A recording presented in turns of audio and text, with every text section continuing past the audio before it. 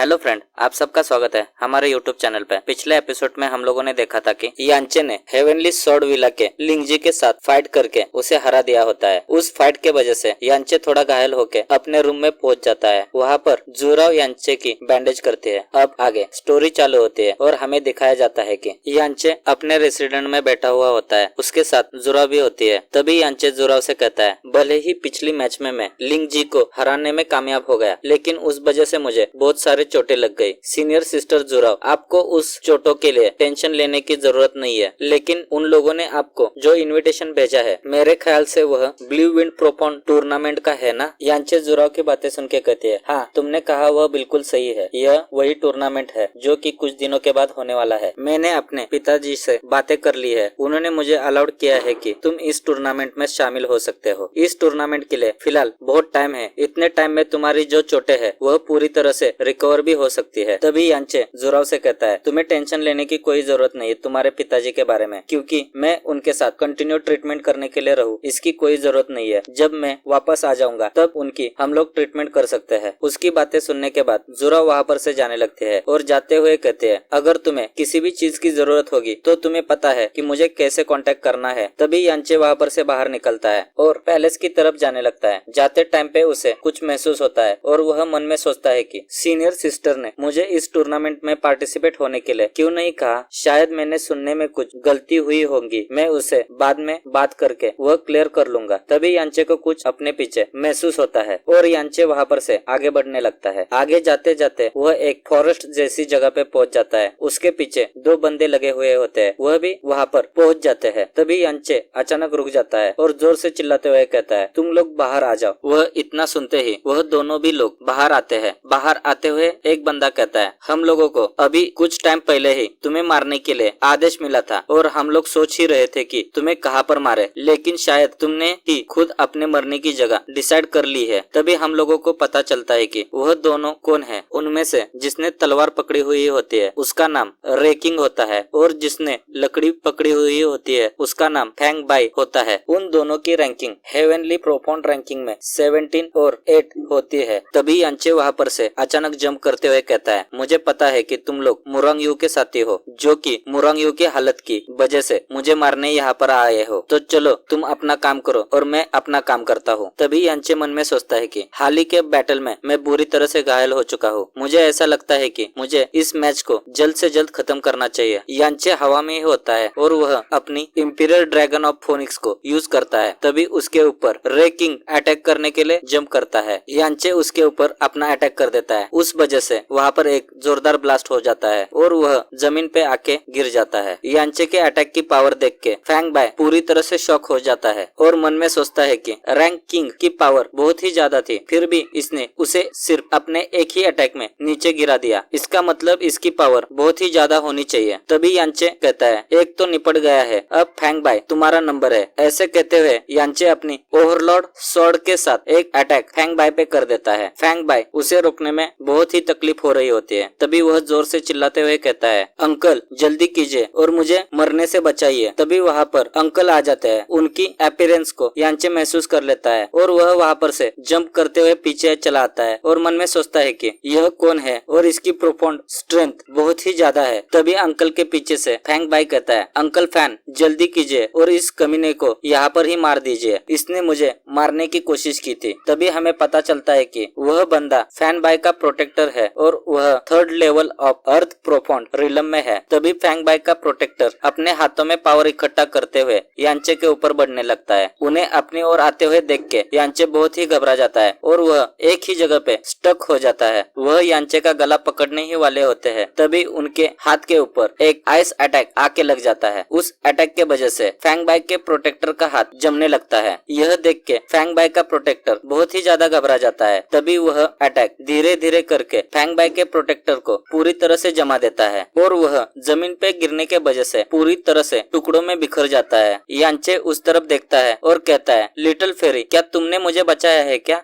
जल्दी से इधर देखो, मुझे जितना लगता है उस हिसाब से तुम ही होनी चाहिए। वह फेरी यांचे को इग्नोर करके वहाँ पर से चली जाती है। तभी यांचे फैंग बाई को भी वहाँ पर ही मार देता है। तभी यांचे कहता है, जाने दो, उसे मेरे सामने नहीं आने का होगा तो रहने दो, लेकिन मुझे यहाँ पर से जाने से पहले इन दोनों के बॉडी का कुछ करना चाहिए, नहीं तो यह मेरे लिए ज्यादा मुश्किल हो जाएगी। तभी यांचे अपने हाथ पे फोनिक फायर एक्टिवेट कर लेता है और वह उन मरे हुए लोगों के ऊपर अटैक करके उनकी बॉडी वहाँ पर ही जला देता है। उसके फायर के वजह से वह बॉडी पूरी तरह से राख होके हवा में उड़ जाती है। वहाँ पर से जाते हुए यांचे मन में सोचता है कि कभी भी किसी के ऊपर अटैक करने से पहले उसकी औकात क्या है वह पहले पता होना चाहिए। तभी सीन चेंज हो जाता है और हमें नेक्स्ट डे का सीन दिखाया जाता है ब्लू विंड प्रोफाउंड पैलेस का। वहाँ पर यांचे जा रहा होता है। तभी वहाँ पर के लोग कहने लगते हैं कि क्या तुम लोगों ने सुना क्या, कल रात को मुरोंग यू के साथ जो फैंग बाय था वह कल मारा गया। तभी दूसरा बंदा कहता है और तो मैंने सुना है कि नॉर्थर्न फील्ड जनरल और वेस्टर्न जनरल ने एक दूसरे के साथ दुश्मनी बुला के इकट्ठा रहने के लिए एक दूसरे के साथ बैटल करने वाले हैं। आगे यह लोग किस तरह के बैटल करेंगे और इसका प्रिंसेस के साथ कुछ लेना देना है क्या, इसी सस्पेंस के साथ हमारा यह एपिसोड यहाँ पे खत्म हो जाता है। अगर आपको हमारा एक्सप्लेनेशन अच्छा लगे तो चैनल को लाइक करें, सब्सक्राइब करें। Thank you for watching this video.